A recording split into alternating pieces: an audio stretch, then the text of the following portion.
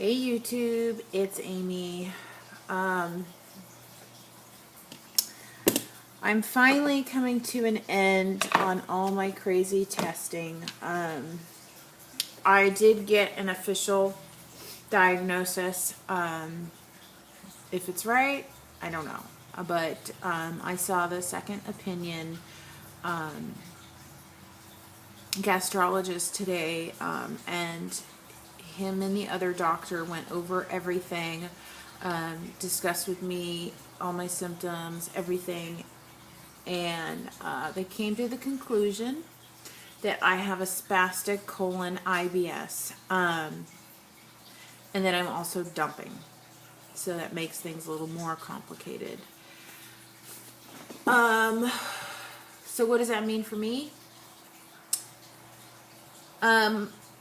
If you don't know what IBS or spastic colon is, basically IBS is an umbrella term that's given for function problems with the stomach, which also includes the gastric paresis, which is basically the same thing but on an extreme level. That's when the stomach just stops working completely. Hopefully I never get there, but as of right now, my stomach is not contracting correctly, and it's causing things to sometimes get stuck and sometimes rush through my stomach because it's squeezing and contracting. And both of the gastric doctors think that this has to do with my vertical sleeve, because I have cut out 90% of my stomach that disrupted the nerves and the muscles that that are not working correctly. I don't know if that is true, and I don't know if they could ever really tell me for sure that it has anything to do with my vertical sleeve. My mom has IBS. Hers is not like mine. Hers is more food sensitive. She eats certain foods and it causes a reaction. And a lot of people that have IBS have that. But for me, I don't even have to have food in my stomach for it to just start contracting and being weird. It's just not, it's malfunctioning. It's like having a bad computer that's not working correctly. I asked him, I said, is there a chance that the symptoms could just go away? Because I've been struggling for 5 months now. Am I going to struggle for the rest of my life? He said the symptoms could come and go. So hopefully they'll go. My running, he said all runners, athletes, are putting stress on their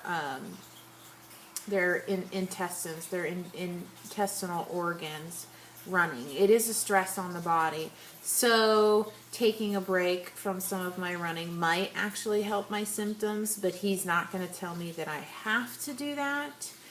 I'm going to be seeing a nutritionist to help me hopefully figure out some foods that I can eat that are not going to cause my bloating. The doctor thinks that some of the bloating may be because of the spasms. They did put me on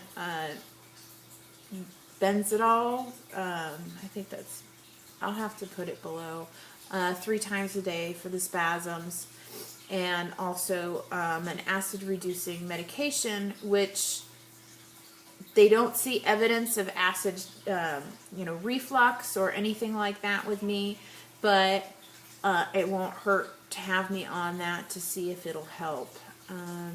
Because sometimes an excess amount of acid will contribute to bloating. So it looks like I am never going to go back to being the same as I was, where I could eat pretty much anything in small amounts. I'm going to have to be careful about what I'm eating, and this is going to be a whole new journey for me. Yesterday, I had to go to the bathroom 11 times. 11 times of diarrhea.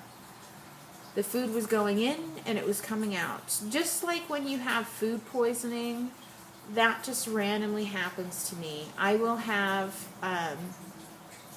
days, I'll go 3-4 days without going to the bathroom, and then I'll have a day where I go all day. I will have a hard stool followed by diarrhea. Those are, I guess, major signs of spastic colon.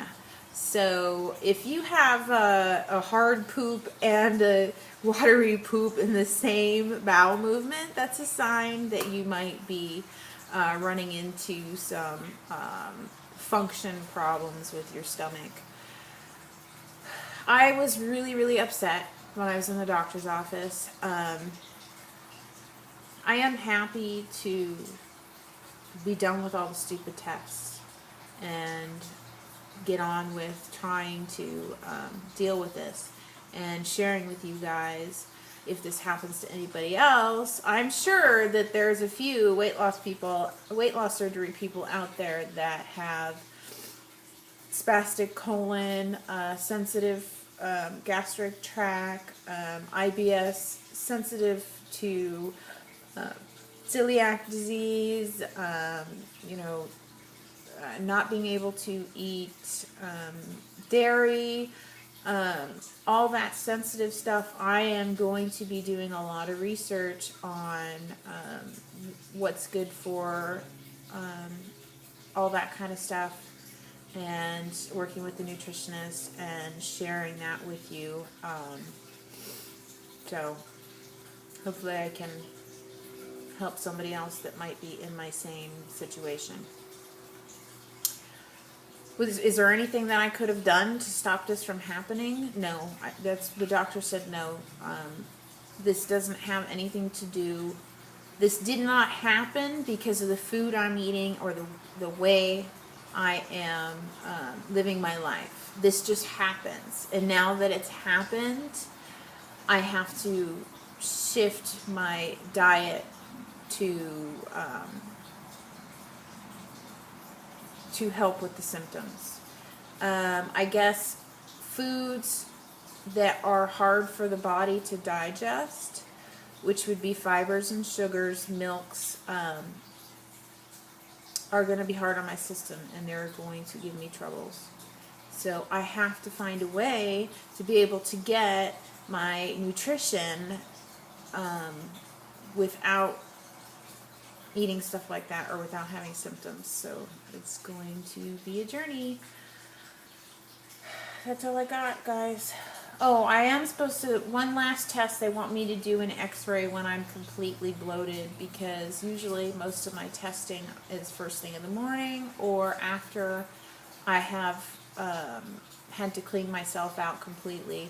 So they want to actually see what I look like inside when I am bloated up like 9 months pregnant. And I am also going to get another opinion by a bariatric surgeon about what's going on, show him all the testing and the findings from the gastric doctors and see if he agrees. I am going to go to Pacific Bariatric in San Diego, and let me see if I've got the doctor's name. Hold on.